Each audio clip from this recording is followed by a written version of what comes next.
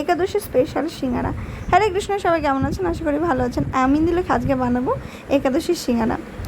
তো চলুন শুরু করা যাক। প্রথমেই আলুটাকে সেদ্ধ করে নিয়েছিলাম। কড়াইতে অলরেডি তেল ছিল, আমি ভাজাভুজি করেছিলাম। সেই তেলের মধ্যেই সাদা জিরে আদা দিয়ে ভালো করে ভেজে নেব।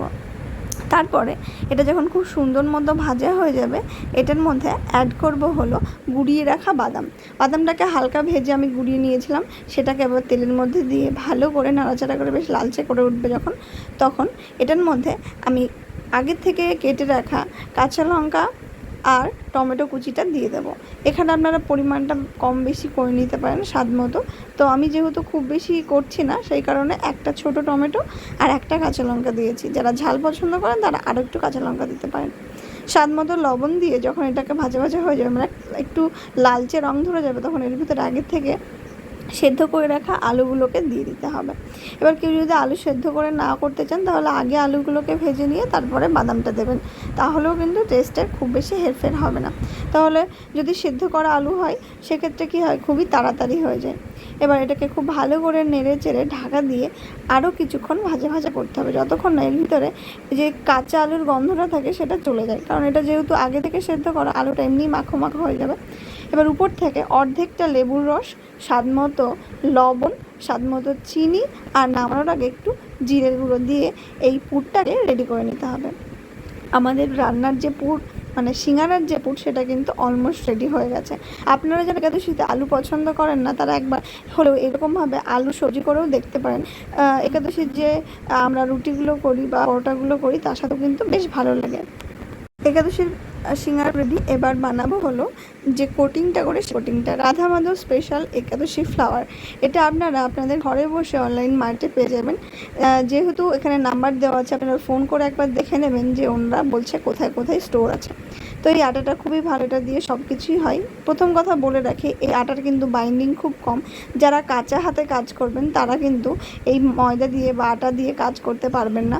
সুতরাং একটু যারা পটুর কাজে, তারাই চেষ্টা করবেন। নচেত বিগিনারদের জন্য এটা খুবই একটা ট্রিকি কাজ হয়ে যাবে। বাট আমার কাছেও এটা খুবই চ্যালেঞ্জিং ব্যাপার ছিল। পরিমাণ মতো স্বাদ মতো লবণ, চিনি আর সামান্য তেল দিয়ে এটাকে ময়ান দিয়ে নিয়েছি। এবার অল্প অল্প জল দিয়ে বেশ একটা শুকনো শুকনো ডো করে নেব। কেন বলছি ট্রিকি, কারণ এই ময়দায় কিন্তু কোনো রকমের স্টার্চ নেই বা গ্লুটেন নেই, সেই কারণে এটার বাইন্ডিং আসে না, আর হাতে ধরলে এটা ফেটে যায়। সেই কারণে দেখুন এখানে ক্র্যাক থেকেই গেছে একটা। তো এটা যখন যারা বানাবেন, একটু খেয়াল করে নেবেন যেন ঠিকমতো মাখা হয় আর আপনি যেন ঠিকমতো বেলতে পারেন। তো বেলার জন্য প্রথমে আমি চেষ্টা করেছিলাম, হয়নি। শেষমেশ ওই যে আগে সকালে পাস্তা বানিয়েছিলাম, ওই শীটের উপরে রেখে দুটোর মাঝে একটু গোল্লা দিয়ে এটাকে ভাজ করে নিয়ে তারপরে সিঙ্গারাটা করেছি। এই দেখুন কোনো রকম একটা বাইন্ডিং এনেছি আর কোনো রকমে করেছে। হালকা একটু জল দিয়ে এগুলোকে সিল করে দেবেন। তারপরে কড়াইতে একদম ডুবো তেলে এগুলোকে একদম লো হিটে দিয়ে দেবেন, না হলে কিন্তু পুরোপুরি পুড়ে যাবে। আর এটা একটু কালচে হবে ভেজে যাওয়ার পরে, যেহেতু এটা একাদশী ফ্লাওয়ারের ভিতরে কুট্টু আটা থাকে, মানে বাকুইয়ের আটা, তারপরে এর মধ্যে থাকে হলো পানি ফলের আটা, বিভিন্ন ধরনের আটা দিয়ে একাদশী আটাটা বানানো হয়। তো এটা দিয়ে যখন দেখবেন উপর নিচ থেকে লালচে হয়ে গেছে, তখন এটাকে উল্টে পাল্টে খুব সুন্দর করে ভেজে নেবেন। ব্যাস, আমাদের একাদশীর সিঙ্গারা কিন্তু মোটামুটি রেডি হয়ে গেছে। এরকম সুন্দর সুন্দর একাদশী ভিডিও পেতে অবশ্যই ইন্দুলেখাকে ফলো করুন। আর যারা নতুন দেখছেন, তারা কিন্তু অবশ্যই ফলো করে দেবেন। কে কোথা থেকে দেখছেন জানাতে ভুলবেন না। আর আমার রান্নার রেসিপি আপনাদের কেমন লাগে জানাতে একদমই ভুলবেন না। আজ তবে আসি, এইটুকুই থাক। ভগবানকে ভোগ লাগিয়ে এখন প্রসাদ পাওয়ার পালা। সকলে সুস্থ থাকবেন, ভালো থাকবেন আর ইন্দুলেখার পাশে থাকবেন।